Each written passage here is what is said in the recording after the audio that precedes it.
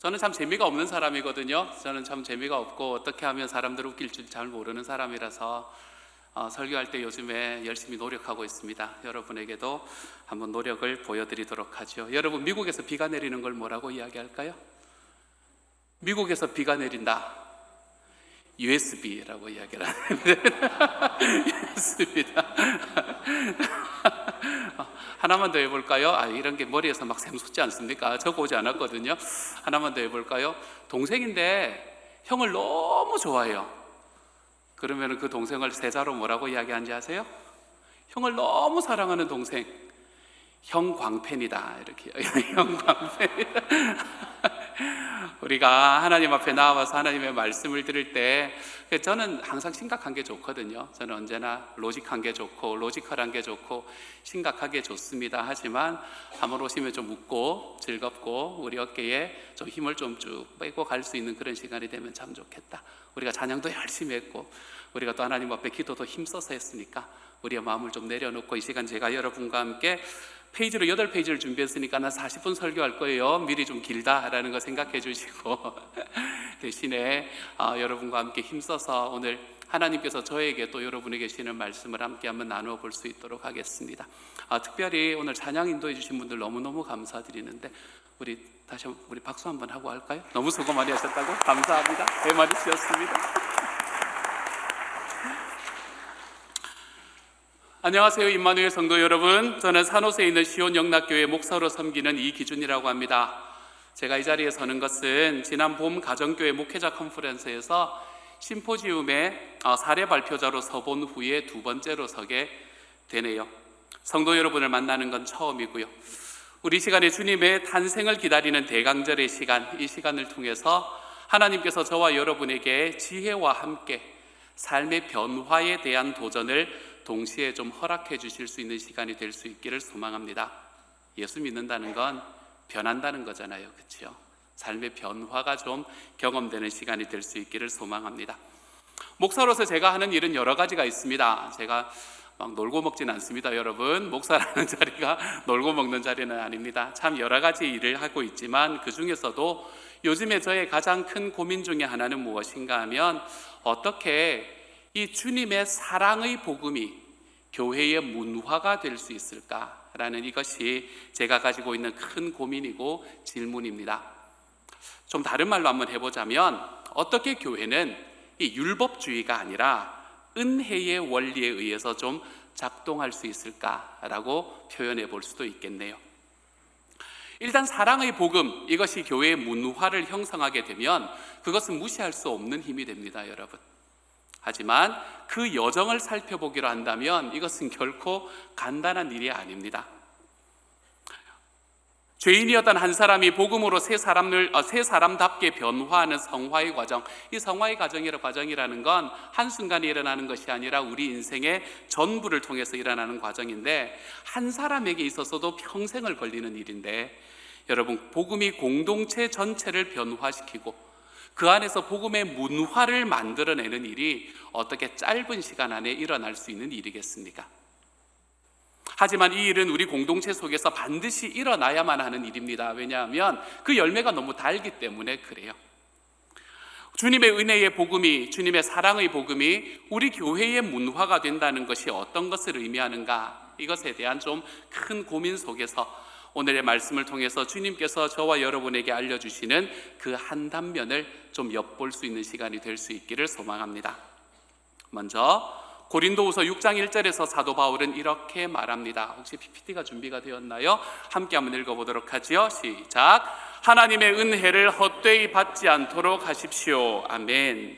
일단 이 말씀에 의하면 먼저 하나님의 은혜를 헛되이 받는 일이 일어날 수 있구나라는 것을 우리가 먼저 생각할 수 있어야 됩니다. 은혜를 받는데 헛되이 받는 일이 일어날 수가 있다는 거예요.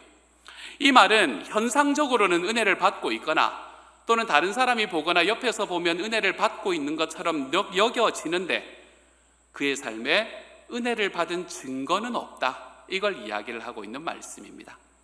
또한 이 말은 은혜를 받으면 우리 하나님께서 우리에게 주시는 그 은혜는 받은 사람 안에서 어떤 변화를 만들어낸다라는 이 전제를 가지고 있는 말씀이기도 합니다. 여러분이 한번 대답을 해보십시다. 마음속으로요. 제가 우리 교회 식구들에게도 잘 밖으로 말을 해서 대답하지 말라 합니다. 왜 그런가 하면 틀리면 부끄럽잖아요. 그러니까 마음속으로 대답을 해보시기를 바랍니다. 여러분, 정말 은혜를 받은 사람을 변화시키는 게 맞습니까? 아니요 라고 이야기하시는 분이 계시다면 예배 끝나고 저에게 찾아오시기를 바랍니다. 그럼 저는 얼른 도망가고 우리 박성호 목사님께 넘겨드리도록 하겠습니다. 이게 너무나 사실이지요. 은혜는 받은 사람을 변화시키게 되어 있습니다. 은혜는 하나님께서 죄인을 변화시키는 수단입니다. 여러분, 우리 삶에 하나님의 은혜를 받으면 사람이 변합니다. 그래서 은혜를 받은 사람은 너무나 당연하게 예수 그리스도의 모습을 닮아가게 되어 있지요. 은혜를 받지 못하는 사람은 변화할 수가 없습니다. 그런데 우리는 우리의 삶 속에서 스스로 자기를 변화시킬 능력이 없다는 걸 좀 알아야 됩니다. 그렇게 변화시킬 수 있는 능력을 가진 분에게 우리는 좀 기댈 수 있어야 돼요. 우리의 삶을 변화시킬 수 있는 능력을 가진 바로 그 주님이 거저 주시는 이 은혜, 이것을 받고 살아갈 때 우리는 비로소 우리의 삶이 하나님 앞에 변화되는 증거를 발견하며 살아갈 수 있게 되는 겁니다. 그래서 제가 참 좋아하는 한 찬양이 고백하는 것처럼 은혜 아니면 살아갈 수가 없습니다. 여러분, 우리의 삶은 하나님의 은혜가 아니면 살아갈 수가 없습니다. 이처럼 우리 삶에서 주님의 은혜를 받는 것은 대단히 중요한 이야기입니다. 오랫동안 은혜를 받지 못한 심령의 상태는 오랫도록 사람의 손길이 없이 방치된 숲과 같이 거칩니다. 그리고 제멋대로일 수밖에 없습니다. 이런 이유로 우리는 우리 삶 속에서 나에게 능력을 주시는 하나님의 은혜를 간절히 좀 구하면서 살아갈 줄 알아야 됩니다. 그런데 이 은혜라는 건 이처럼 우리에게 좋은 건데, 오늘의 말씀은 이처럼 은혜를 받는 것에 대한 이야기를 넘어서는 무언가를 이야기를 하고 있는 것 같아요. 왜냐하면 하나님의 은혜를 받되 헛되이 받지 마라, 이렇게 이야기하고 있기 때문에 그렇습니다.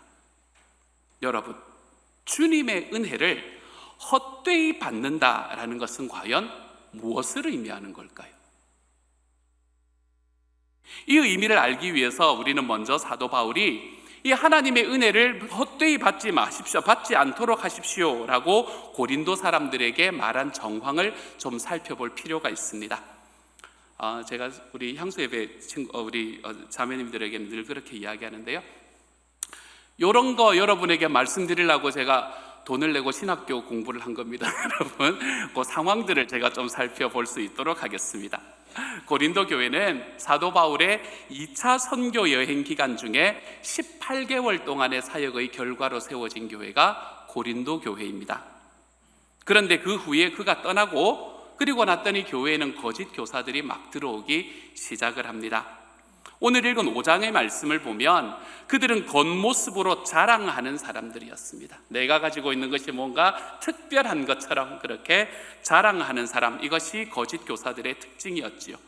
그들은 세상의 잣대로, 세속적인 잣대로 자신들을 증명하기에 바빴습니다. 자랑하기에 바빴습니다. 이렇게 함으로써 사람들을 그리스도가 아닌 자신에게로 향하도록 만드는 일에 온 힘을 쏟는 사람들이었지요. 바울 사도는 그들의 정체를 이렇게 드러내고 있습니다. 고린도후서 11장 13절부터 15절까지의 말씀입니다. 우리 같은 목소리로 한번 읽어보도록 하죠. 위에 것만 읽습니다. 시작. 이런 사람들은 거짓 사도요, 속이는 일꾼들이요, 그리스도의 사도로 가장하는 자들입니다. 그러나 놀랄 것은 없습니다. 사탄도 빛의 천사로 가장합니다. 그렇다면 사탄의 일꾼들이 의의 일꾼으로 가장한다고 해서 조금도 놀랄 것이 없습니다. 그들의 마지막은 그들이 행한 대로 될 것입니다. 아멘. 여러분이 거짓 교사들이 고린도 교회에 들어와서 고린도 교회 성도들을 얼마나 잘 속였든지 바울 사도는 고린도후서 11장 20절, 아까 페이지로 다시 한번 돌아가 주시겠어요? 11장 20절에서 이렇게 말합니다. 함께 읽지요. 시작. 누가 여러분을 종으로 부려도, 누가 여러분을 잡아먹어도, 누가 여러분을 골려도, 누가 여러분을 얕보아도, 누가 여러분의 뺨을 때려도 여러분은 가만히 있습니다 라고 이야기할 만큼 이 거짓 교사들은 고린도 교회 사람들의 마음을 확 휘어잡고 있는 상황이었었습니다. 그래서 결국 고린도 교회 사람들은 자기의 영적 아버지였던 이 사도 바울을 의심하게 됩니다. 그리고는 그에게 뭐라고 이야기하나 하면, 당신이 진짜 사도임을 증명하는 다른 사도들의 추천서를 좀 가져와 보세요 라고 요구하기에 이르지요. 이 어이가 없는 상황이 벌어진 겁니다. 사도 바울은 이런 어이없는 상황이 벌어진 상황을 놓고 너희가 은혜를 헛되이 받은 것이 아니냐라고 질문하고 있는 겁니다. 다시 한번 질문 드릴게요, 여러분. 주님의 은혜를 헛되이 받는다는 말은 우리에게 무엇을 의미하는 걸까요? 오늘의 말씀에서는 은혜를 헛되게 받은 증거를 개인과 공동체, 이 두 가지의 경우로 나누어서 한번 살펴볼 수 있도록 하겠습니다. 먼저 첫 번째로, 은혜를 헛되이 받은 증거를 개인적인 차원에서 살펴보면 우리는 그것을 자랑이다라고 이야기할 수 있습니다. 우리가 하나님의 은혜를 헛되이 받았을 때 우리의 삶에 나타나는 첫 번째의 증거는 자랑입니다. 자랑. 내 삶에 가지고 있는 나의 소유로 인한 자랑이 거기서 드러납니다. 사실 자랑은 인간 본성에 속하는 겁니다. 여러분, 자랑 안 하는 사람이 어디 있습니까? 그렇지요? 어디 가서 여러분의 자녀가 그냥 성적만 좀 좋아도 자랑하고 싶어서 입이 근질근질한 게 우리 삶이 아닙니까? 우리의 삶의 자랑이라는 것은 인간의 본성입니다. 이것이 노골적인가 아닌가의 차이를 제외하고 사람은 누구나 자기를 자랑하는 본성을 가지고 있게 되어 있습니다. 그 자랑의 기준은 세상의 기준입니다. 내가 얼마나 많은 돈을 가지고 있는가, 내가 얼마나 더 높은 지위에 올라가 있는가, 이런 것들이 우리의 자랑의 기준이 됩니다. 그리고 바울은 그것을 겉으로만 자랑하는 것이다 라고 이야기합니다. 내가 얼마나 가졌는가, 나의 소유를 자랑하는 것, 유치하다고 생각할 수 있지만 우리의 사실이 그러합니다. 여러분, 우리는 이 유치한 자랑 좀 못해가지고 마음이 막 뛰는 일들을 얼마나 자주 경험하는지 모릅니다. 이처럼 자랑하는 것이 좀 유치한 일이라면 자기의 의를 드러내는 것은 교묘한 일입니다. 자존심이 상하는 것을 참지 못합니다. 다른 사람이 나에게 무슨 이야기했을 때 저 인간이 감히 나에게, 이 감히라는 단어가 들어갈 때 우리는 내 삶에 있는 나의 의가 툭 하고 드러나는 순간이 되는 겁니다. 인정 욕구에 목말라 합니다. 어느 곳에 가나 어떤 공동체에 가나 자기 자신이 모든 것의 중심이어야 합니다. 사회에서도 마찬가지고 직장에서도 마찬가지고 가족에게도 마찬가지이지만 특별히 교회에서 신앙적으로도 마찬가지입니다. 사회적으로 신앙적으로 내가 괜찮은 사람이라는 것을 인정받고 싶어 합니다. 그런데 그 사람의 실제적인 모습은 자기가 인정받고 싶어하는 모습과는 거리가 멀지요. 여기에서 위선이 개입되기 시작합니다. 내가 이런 모습으로 다른 사람들에게 인정을 받았으면 좋겠는데 내 모습이 안 그렇다는 것을 느끼게 될 때 위선이 개입되기 시작합니다.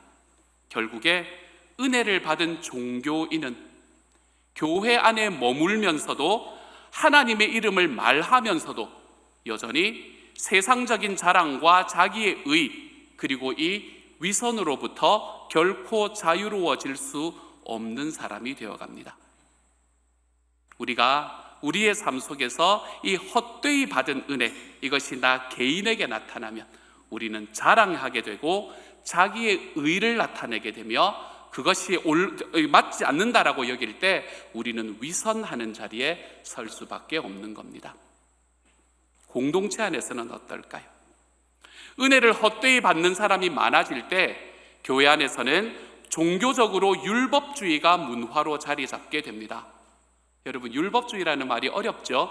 여러분, 성경을 제가 이제 저희 교회 식구들에게 늘 이야기하는 말인데, 성경을 보다가 뭔가 멋있는 말이 나오면 내가 이해하지 못하는구나 생각하시면 됩니다, 여러분.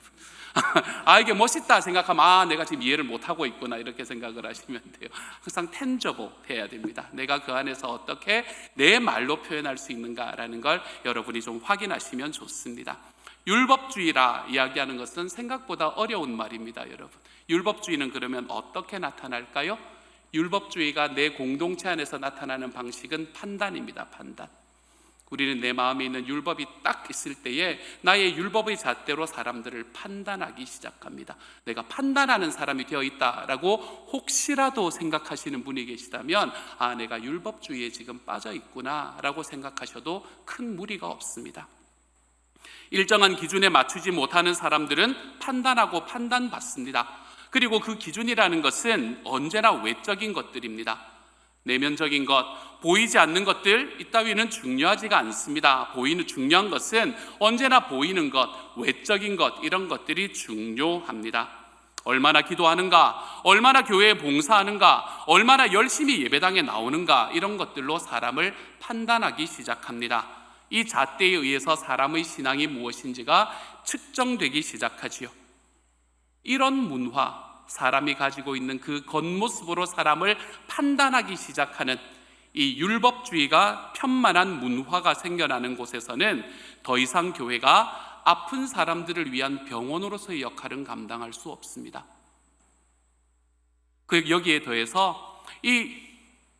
더해서 또 다른 방식으로 교회 안에서 형성되는 문화가 있습니다. 이 율법주의, 판단으로 나타나는 율법주의와 함께 교회 안에서는 유치한 세속주의가 일어날 때가 많이 있습니다. 세속적인 자랑이 두드러지게 나타나고 사람들의 마음은 그런 자랑거리들에 의해 휩쓸리고는 합니다. 예를 들어 볼까요? 목장이나 교회에서 다른 사람이 들고 있는 핸드백을 보고 집에 가는 길에 다투는 일이라든지, 제가 생각할지 못했는데 자매님들에게는 백이 참 중요하시더라고요. 핸드백을 보면서 집에 가면서 다투는 일이라든지, 누군가 좋은 직책으로 승진했다는 소식을 듣고 집에 돌아가는 길에 속이 상하는 일이라든지, 이런 것들입니다. 유치한 세속주의지요. 돈, 직위, 남편이나 아내, 자녀들, 학력, 이런 것들이 우리의 자랑이 되고 그 자랑에 끼지 못하는 상황이 벌어지면 마음이 상하고, 그리고 내가 마음이 상했기 때문에 내가 가장 사랑해야 되는 사람들과 다투게 되는, 여러분, 이런 현실은 먼 나라의 이야기가 아닙니다. 이런 현실은 은혜를 헛되이 받은 교회에서 너무나 쉽게 일어나는 일이 되는 겁니다. 저는 지금과 사도 바울이 하나님의 은혜를 헛되이 받지 않도록 하십시오 라고 권면한 배경을 좀 설명해 보았습니다. 고린도 교회에는 은혜를 헛되이 받은 증거들이 많이 나타났던 것 같습니다.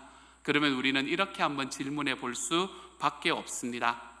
그렇다면 과연 헛되이 은혜를 받은 것이 이런 모습이라면, 헛되이 은혜를 받지 않고 참되게 은혜를 받게 된다면 어떤 일이 일어나는가라는 질문입니다. 헛되게 일어나는 일이 개인적으로는, 그리고 이 공동체적으로는 우리가 아까 제가 말씀드렸던 그런 일들이 일어나는 일이라면, 우리가 헛되게 은혜를 받지 않으면 그럼 우리에는 어떤 일이 일어나는가? 이 질문이 우리에게 떠오릅니다. 사실은 사도 바울이 말하고 싶었던 것은 이 이야기였습니다. 하나님의 은혜를 주심으로 하나님께서는 죄인을 변화시킵니다. 그 하나님께서 우리에게 주시는 변화는 안으로부터 밖으로의 변화입니다. 그래서 우리의 마음의 변화를 받아 삶의 태도와 행동이 변하는 이 길로 우리를 인도해 가십니다. 그러면 이 은혜를 바로 받은 결과는 무엇일까요? 이것도 개인과 공동체로 나누어서 여러분에게 한번 설명해 볼 수 있도록 하겠습니다. 먼저 개인적인 차원에서의 변화입니다. 은혜가 한 사람의 인생 안에서 만들어내는 궁극적인 결과는 무엇인가 하면, 그 한 사람을 경건한 어른으로 만들어가는 일을 복음은 감당을 하게 됩니다. 우리는 복음 안에서 살아가면 살아갈수록 점점 더 경건한 어른이 되어가기 시작을 합니다. 경건한 어른이 된다는 것은 오랫동안 은혜를 참되게 받았을 때 일어나는 일이 되는 겁니다. 경건한 어른은 의지적인 훈련으로 만들어지지 않습니다. 내가 경건한 어른이 되어야지, 내가 경건한 사람이 되어야지 라는 이런 마음으로 만들어지는 게 아닙니다. 여러분, 경건한 어른이 되기 위해서는 우리가 하나님의 은혜를 받을 수 있어야 됩니다. 저는 경건한 어른의 두드러진 특징들 중에 하나만 여러분에게 말씀을 드리려고 합니다. 경건한 어른은 자아로부터 자유를 누리고 그의 시선과 관심은 그리스도께로 옮겨진 사람입니다. 제가 다시 한번 읽어볼게요. 제가 쓰고도 멋있는 말이잖아요. 제가 다시 한번 읽어볼게요. 경건한 어른은 자아로부터 자유를 누리고 그 시선과 관심은 그리스도께로 옮겨진 사람, 이런 사람이 경건한 어른이 되는 겁니다. 이런 사람들은 자신의 소위 자랑거리들이 내 삶에 이제는 더 이상 별로 소중하지 않구나라는 것을 느끼게 됩니다. 다른 사람들의 인정이 이제는 더 이상 중요하지 않습니다. 특별히 이런 사람들은 자존심에 살고 죽지 않습니다. 누군가 자신을 근거 없는 거짓으로 비난을 했으며 누군가의 근거 없는 오해를 좀 받는다고 해서 마음의 상처를 깊이 받아서 내가 억울함에 견딜 수 없어 하거나 그렇지 않으면 삶에서 분노하며 나아가지 않습니다. 사도 바울은 영적인 아버지인 자기를 향해서 아니 당신이 가짜 사도가 아니냐, 그러니까 당신이 진짜 사도라는 그 증명서를 다른 사도들에게 와서 좀 받아와라. 여러분, 이게 견딜 수 있는 이야기일까요? 여러분, 사도 바울에게. 그런데 이런 이야기를 듣고도 그는 상처를 받지 않았습니다. 오히려 그들을 여전히 자식처럼 사랑할 수 있는 힘을 가지고 있었지요. 고린도전서 4장의 말씀은 이런 바울의 마음의 일단을 우리에게 이렇게 보여줍니다. 4장 3절부터 5절까지의 말씀 우리 같이 한번 읽어보도록 하죠. 함께 읽습니다. 시작.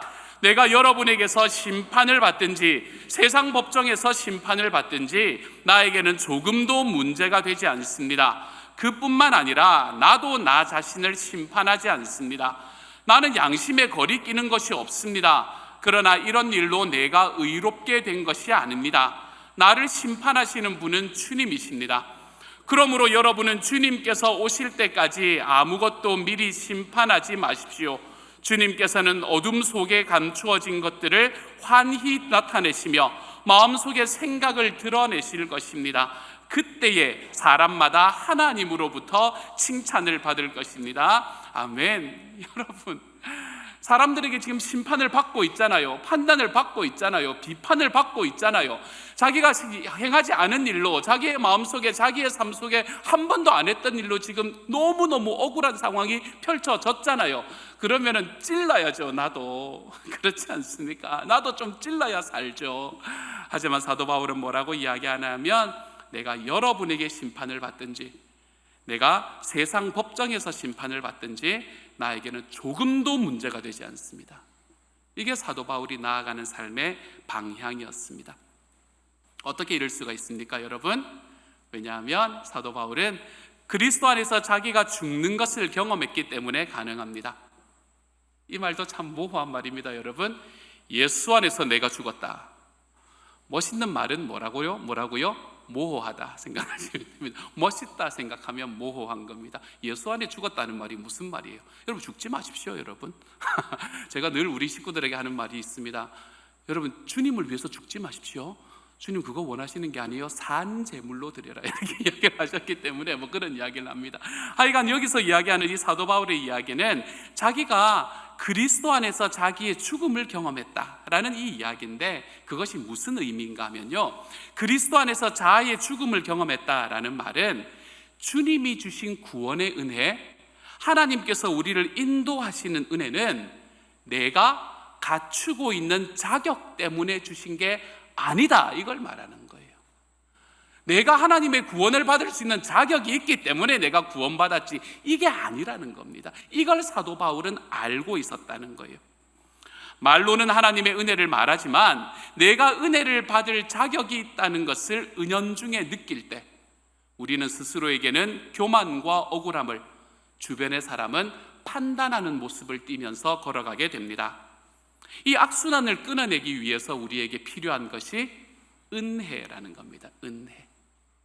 내가 주님께 내 모습 이대로 나아갔을 때에도, 나의 모든 죄와 부족함을 위해서 십자가를 지신 예수 그리스도의 그 은혜와 능력으로 인해서 아버지이신 하나님은 여전히 나의 죄악 속에서도, 나의 잘못 속에서도, 나의 부족함 속에서도 나를 안아주시고 사랑해 주신다는 경험을 할 때 우리는 비로소 나의 시선과 관심이 나 자신에게서부터 옮겨지게 되는 것을 볼 수 있게 됩니다.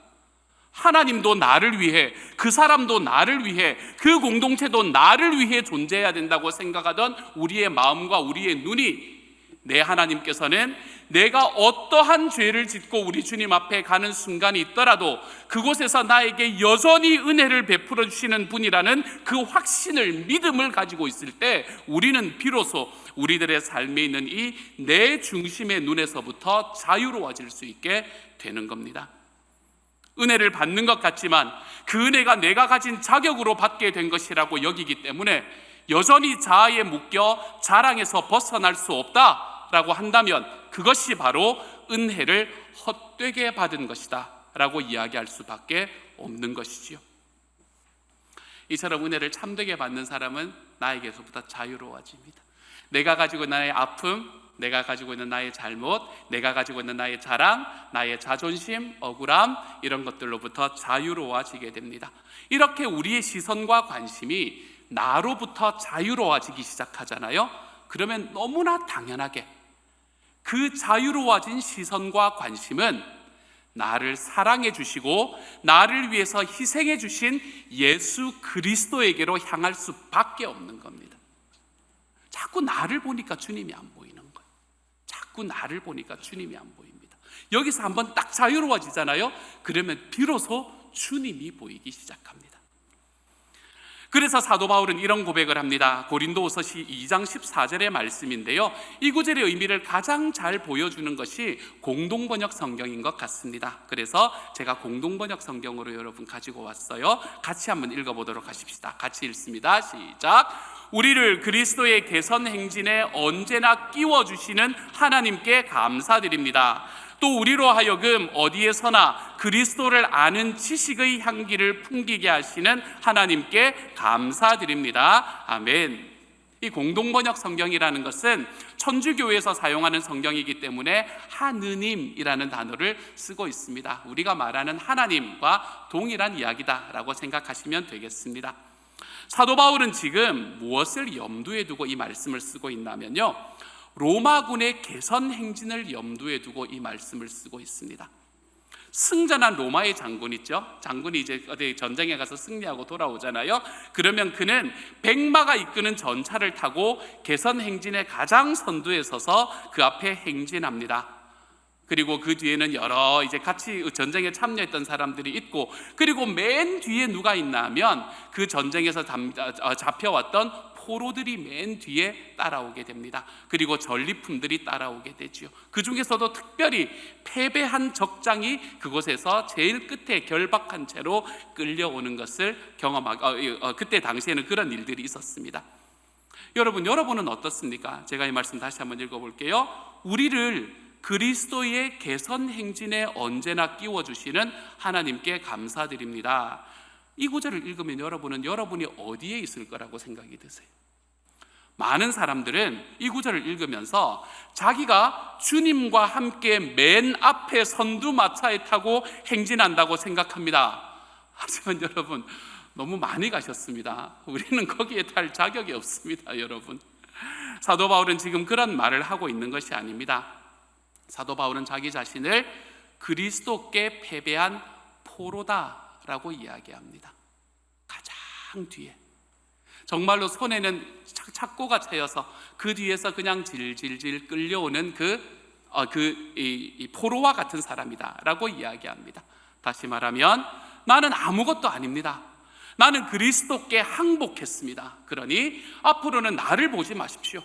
앞으로는 나를 정복하신 저 그리스도를 바라보십시오. 그는 얼마나 위대한 장수입니까, 여러분? 이라고 우리에게 이야기해주고 있는 겁니다. 바울은 더 이상 자기의 옛 모습을 그리워하지 않습니다. 그의 눈을 가득 채우는 모습은 자기 안에 죄의 세력을 물리치고 드디어 승리를 이루신 예수 그리스도의 모습이 그의 눈에 가득하게 되는 겁니다. 더 이상 자기의 모습이 그 안에 자랑스러움으로 남아있지 않는 사람이 되는 거지요. 그래서 하나님이 주시는 은혜를 올바로 받은 사도 바울의 관심은 드디어 자기 자신에게서 그리스도에게로 옮겨지게 된 겁니다.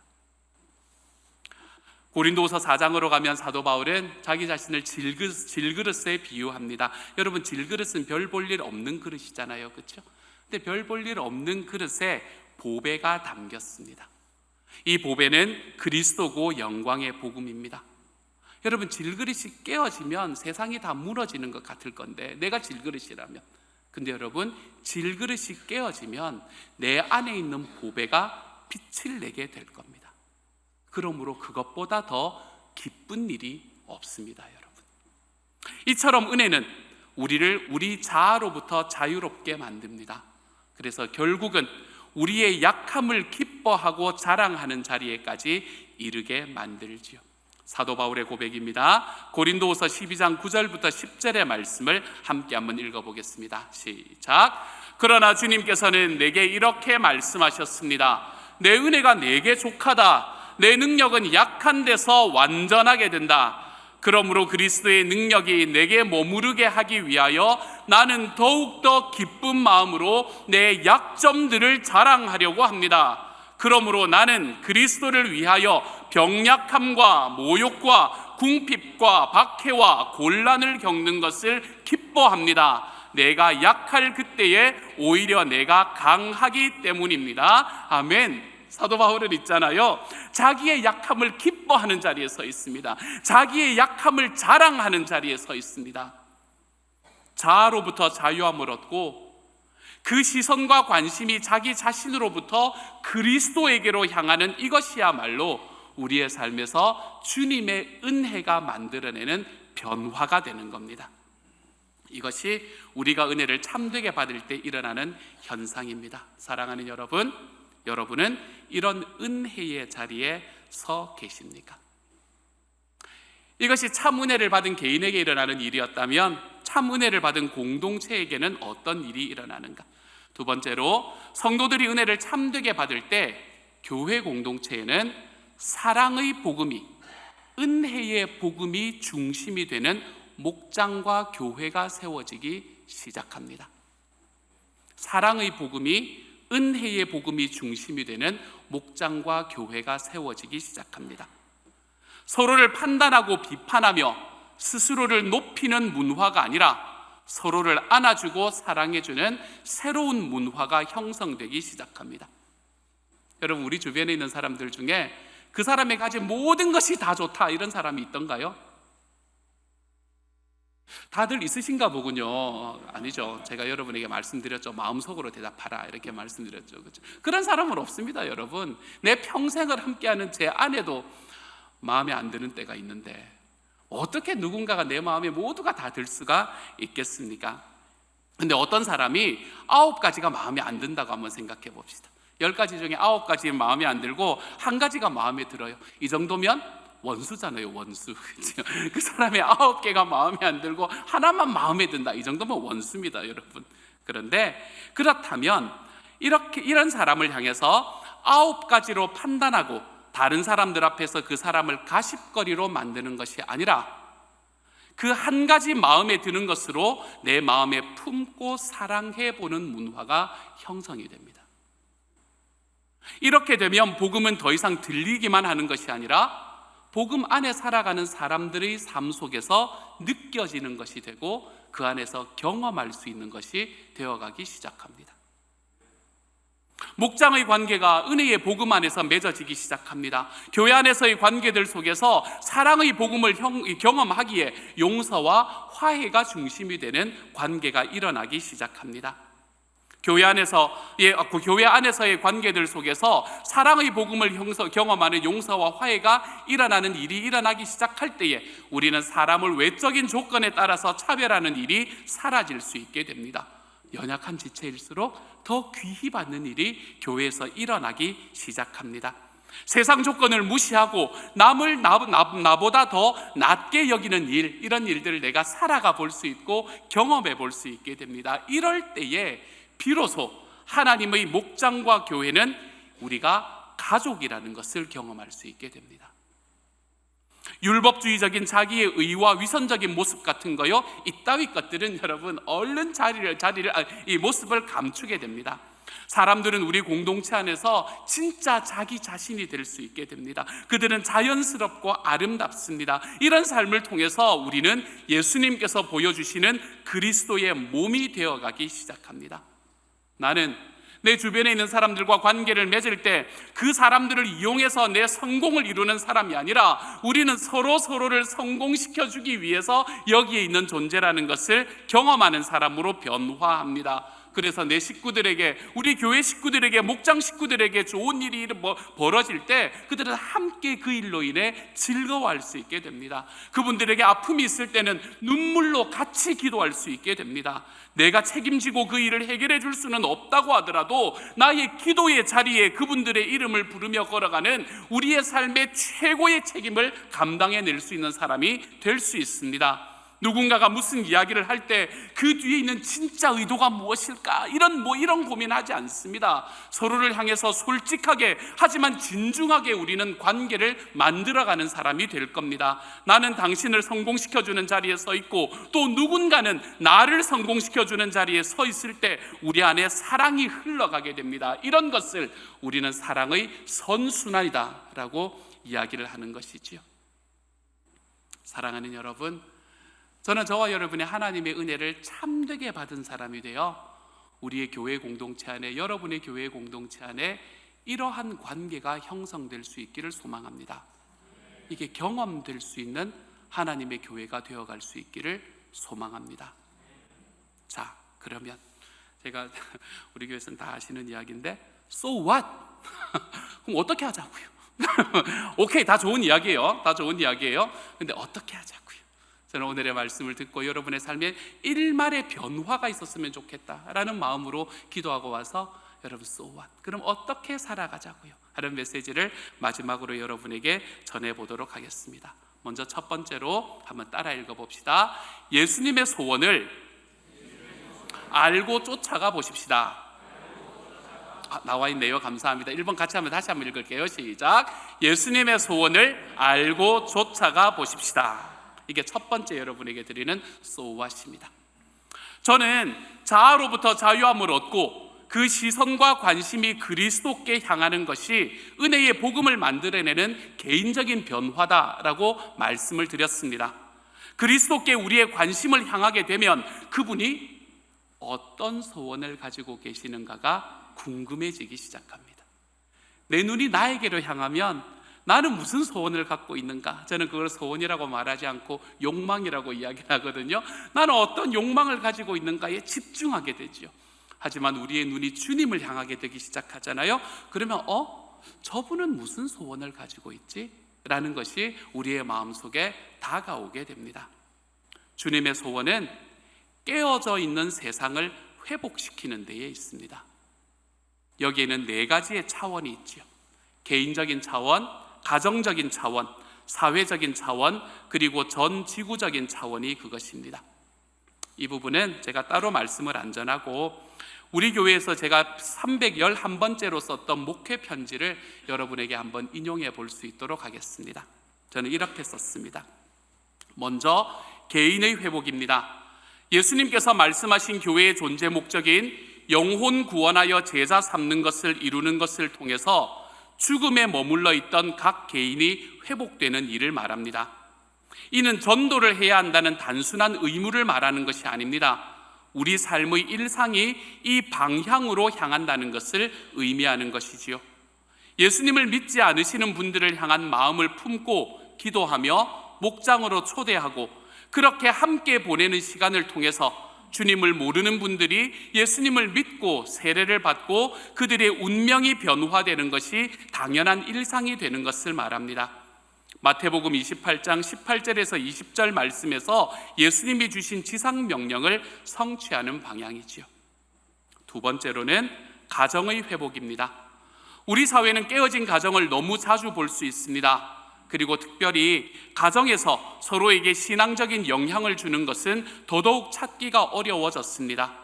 가정의 회복이란 가정의 시스템을 더 공고히 만드는 것도 중요하지만 가정 안에서 흘러가고 보여지는 믿음의 교류도 필요합니다. 이를 위해서 가족 목장이 시작되고 지속되어 갈 필요가 있습니다. 세 번째는 사회의 회복입니다. 사회는 힘이 있는 곳에 사람들이 모이고 강한 이에게는 약하고 약한 이에게는 강하게 살아가는 것이 당연하다고 말하는 곳이 되었습니다. 하지만 예수님의 모습은 그렇지 않았습니다. 예수님이 겪으셨던 광야의 시험은 자기의 힘과 파워를 포기하고 십자가를 선택하신 것이라고 정리할 수 있습니다. 그러므로 교회가 추구하는 사회의 회복은 탑다운 방식이 아니라 바텀업 방식입니다. 사회적으로 힘없는 약자들을 찾아서 그분들을 가족으로 품는 과정을 통해 작지만 내가 속해 있는 사회가 회복되는 방향으로 걸어갈 수 있게 될 겁니다. 마지막으로는 자연의 회복입니다. 하나님은 인간을 창조하시면서 모든 피조물을 경작하고 보존하는 책임을 주셨습니다. 그런데 우리는 너무 오랫동안 우리에게 주어진 선물인 자연을 마치 내 것인 양 파괴하며 살아왔습니다.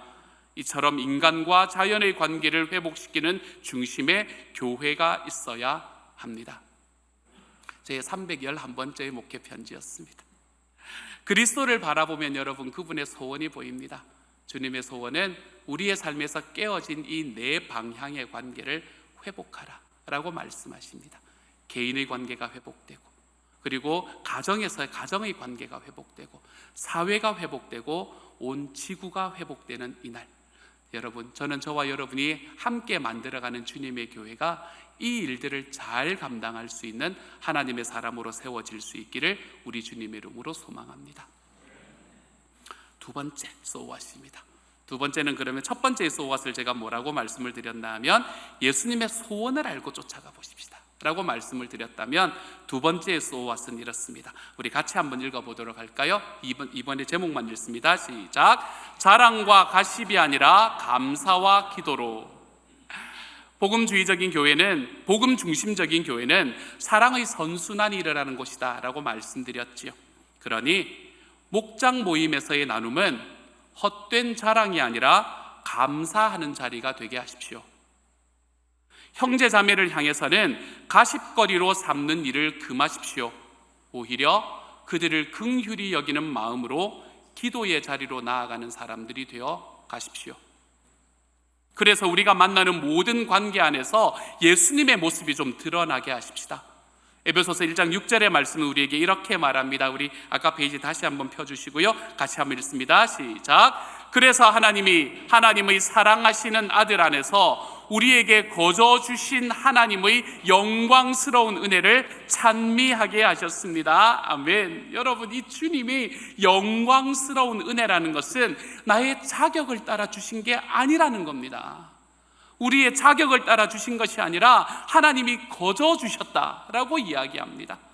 우리에게 이런 복 저런 복, 우리 인생의 자랑거리들을 잔뜩 주셔서 내가 입만 열면 자기 자랑을 떠버리는 인생이 되게 하려는 것이 아니라 내 삶 속에서 베풀어 주신 하나님의 은혜가 얼마나 영광스러운 것인지를 나의 인생을 통해서 보여주고 그 하나님을 찬송하는 사람이 되게 만드는 것, 이것이 하나님께서 우리에게 보여주시는 말씀이라는 것입니다.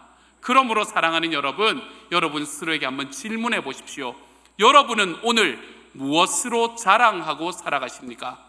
여러분의 겉모습으로 자랑합니까? 아니면 예수 그리스도를 자랑합니까? 여러분이 그리스도의 은혜가 얼마나 영광스러운지를 자랑하지 않으신다면 필시 여러분은 여러분 자신의 영광을 어떤 방식으로든 찬송하고 자랑하며 살아가고 있을 것입니다. 우리는 두 가지 가운데 늘 하나를 자랑하게 되어 있습니다. 주님을 자랑하거나 나를 자랑하거나. 우리는 자기 자랑도 하면서 은혜의 영광을 동시에 찬송하며 나아갈 수는 없습니다. 그러므로 사랑하는 여러분은 무엇을 자랑하며 살아가시겠습니까? 이 대강절의 기간 동안에 우리 주님을 만나는 그날을 기대하면서 여러분 이 질문에 좀 합당하게 대답하며 살아갈 수 있는 하나님의 사람이 되어 가시기를 우리 주님의 이름으로 축복합니다. 내 삶의 자랑과 가십이 아니라 내 삶에 하나님의 은혜에 대한 감사와 기도가 넘쳐나는 하나님의 사람, 그래서 내가 그런 사람이 되었기에 내 공동체 안에 있는 사람들도 여전히 우리의 마음으로 한껏 품어줄 수 있는 하나님의 사랑의 가족이 되어가는 저와 여러분이 되면 안 되겠군요. 저도 되고 제 자리에서, 여러분도 여러분의 자리에서 되어갈 수 있는 우리 하나님의 사람들이 다 되어가시기를 우리 주님의 이름으로 축복합니다. 이 시간 우리 하나님 앞에 같이 한번 기도하며 나아가기 전에 우리 찬양 하나 같이 할 수 있도록 하겠습니다. 혹시 반주가 준비가 되었으면 우리 찬양을 하나 하도록 하겠습니다. 내 모습 이대로 사랑하시네라는 찬양을 우리가 함께 할 건데요, 제가 이 찬양을 하는 이유는 뭔가 하면, 여러분 우리는 단숨에 천사가 되지 않습니다. 여러분, 이 교회를 나아가는 여러분의 모습은 이전과 어쩌면 똑같은 모습일 수도 있습니다. 하지만 제가 여러분에게 소망했던 것은, 저의 기도 속에 있었던 것은, 제가 여러분의 저의 메시지를 통해서 여러분의 삶이 반발짝 앞으로 걸어가는 것이 아니라 우리의 삶의 방향이 조금 바뀌어봤으면 좋겠다라는 게 제 마음이었습니다. 반발짝 걸어가는 것은 큰 영향이 없을지 모르지만 우리의 삶의 방향이 0.1도가 바뀐다면 우리는 결국 그 길을 걸어가다 우리 인생이 변화되는 경험을 할 수 있게 될 것이기 때문입니다. 그러므로 사랑하는 여러분, 이 시간 우리 하나님 앞에서 주님, 저희 인생의 방향이 바뀌게 하십시오. 제 눈이 나를 바라보지 않게 하십시오. 내 눈이 내 주님을 바라볼 수 있게 하여 주십시오. 제가 자격이 있어서 하나님 앞에 부름받은 것이 아니라 내 모습 이대로 주님 앞에 나아갈 때 주님이 나에게 은혜를 베풀어 주셨다는 사실이 기억될 수 있게 하여 주십시오. 함께 찬양하며 우리 하나님 앞에 기도하며 나아가죠. 함께 찬양합니다. 내 모습 이대로 사랑하시네, 연약함 그대로 사랑하시네, 나의 모든 발걸음 주가 하시나니, 날 인도하소서. 내 모습 이대로, 내 모습 이대로 사랑하시네, 연약함 그대로 사랑하시네, 나의 모든 발걸음 주가 하시나니, 날 인도하소서. 주의 날개 아래 거하는 곳, 주의 임재 안에 거하는 곳, 나의 가장 큰 소망, 나의 가장 큰 은혜, 주와 함께 동행하는 일, 주의 날개 아래 거하는 곳, 아멘. 주의 임재 안에 거하는 곳, 나의 가장 큰 소망, 나의 가장 큰 은혜, 주와 함께 우리 시간같이 하나님 앞에 함께 기도할 때, 주님, 제가 주님의 소원이 저의 삶의 중심이 될 수 있도록 하나님 도와주십시오. 이 한 가지를 놓고 우리 하나님 앞에 주여 한 번만 외치고 같이 한번 기도하며 나아갑니다. 같이 기도합니다.